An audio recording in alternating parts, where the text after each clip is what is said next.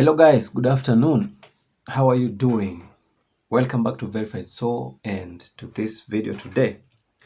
Now, guys, let us discuss on this. You know there are three outcomes of a DV lottery interview, and that is visa approved, we have 221G visa refusal, and then we have the refused. Those are the three outcomes that you are expecting from your DV lottery interview. And what you should know is that of all these three outcomes, you are the full controller. You have the full control of what results you will receive. You can determine whether you'll get your visa approved. You can also determine whether you'll get a 221G, and I will explain this.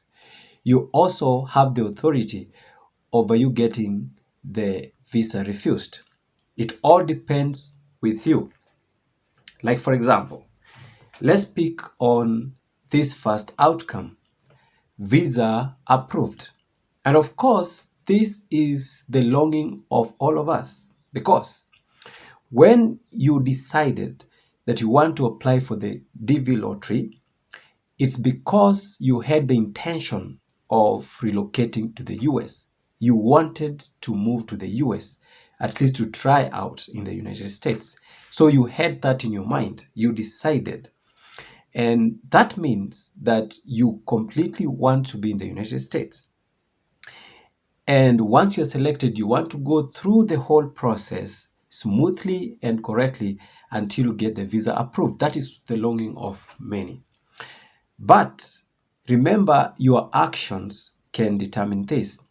For you to get the visa approved, of course, it means that the medical results, the medical examination results, they have proved you eligible to relocate to the United States. That is to mean you don't have any disease or condition that has been listed by the CDC as that disease that can cause you to become inadmissible.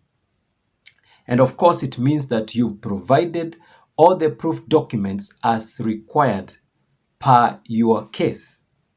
And also, there is no misinformation, no mismatch, no information in there that creates an issue around your case.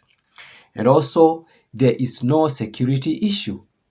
You don't have any harmful content on your social media links. For example, you don't post any threat. You're not a member of a harmful body, like a terrorist body. It means also that you have no legal issues, legal cases. Maybe you've overstayed your visa or you've committed crime that can render you inadmissible. So all this information that I've talked about has been screened and has been checked, and you've been found that you are worthy to be admitted into the United States. That's when you get the visa approved. You have sufficed every requirement. That's when you get the visa approved. You see, you have the control. You can get all the documents. You can make yourself clean. You can put yourself off any issues and you get this visa approved. Now, the second outcome, of course, is the 221G visa refusal. This is a temporary visa refusal. And that means that your information is incomplete. You don't suffice all the requirements. For example, you might have not provided all the proof documents that are needed. Maybe you got married in the process and you are not able to provide all the proof documents. For example, the marriage certificate. You're put to 221G visa refusal until you provide it. Another document that is not mentioned, the affidavit of support for those embassies that do request for it, and you fail to provide it, then you are put on 221G. And 221G visa refusal means you are on hold. And something that you should note is that once you are placed on 221G visa refusal, your visa is returned back to the pool for any other person to use it. It does not stay there in wait for you. It does not wait for your case. It is pulled back to the visas for others to use. And that is to mean you can get visa refused if your case is ran over by time, or if you come again and you fail to provide the requirements or the requested information that you are requested of. So it's not a good place to be in.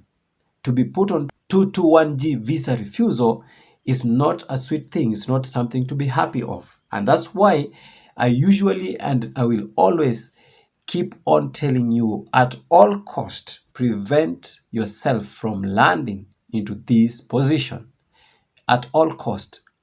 Remember, you have all the control.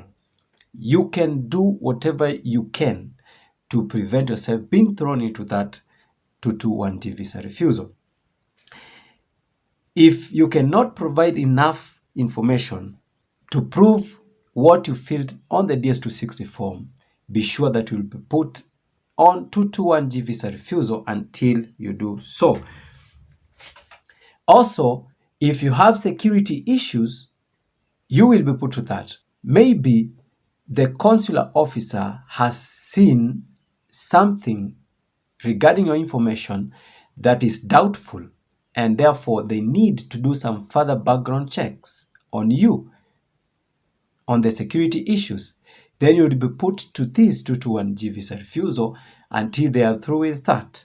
Also, if you're requested for the affidavit of support and you fail to provide either the bank statement showing your savings to sustain you or that famous I-134 form, then you can be put to 221G until you provide this. If they want you to provide the DS5535 and you fail to provide it, then you're put to that until you provide that. But remember that the period in which you're put to 221G visa refusal is not definite. You cannot know. Some have taken as long as 3 days, others have taken several weeks, others even months. And that's why I tell you it is risky, because you can be put to a long stay until the period expires. The period comes to an end, and therefore that means your visa approval is doomed. You cannot get it at all. Now, when we come to the third one, and this is the worst one, the worst of the three, is visa refused. And this is what we don't want. We cannot want that. All of us don't want that, because the purpose of you applying for the DV lottery is because you wanted to be there. You don't want to get the visa refused. And therefore, you need to try your best to prevent this. Okay, in some other instances, you might not be able to control it, but in almost all you can. For example, if you have a condition that can prevent you from going, you could have gone for a diagnosis at an earlier stage and get treated before the interview, but you failed to do so. So it means you could have controlled it. We know there are mental problems that probably you could not have prevented, but majority of the diseases you can go earlier enough and be diagnosed, and if you have, you start the process of treatment such that at the time of your interview you will have already completed your treatment, or you could be almost through with it. And of course, by you getting the visa refused, it means that there is one thing that you have not fulfilled. And in most cases, the visa refused comes when fraud is detected. If they realize that there is some misinformation, there are information that you provided that are not true about your case, then that is an outright visa refusal. So you should prevent at all costs lying or providing false information in your DV process. You should at all time be true. If you have this document, say you have this. If you've ever did this, you say you have this. Everything true. And always have documents to support what you're saying. Because failure with that, then you get visa refused due to fraud. And these are the most common fraud activities that have denied people their visas.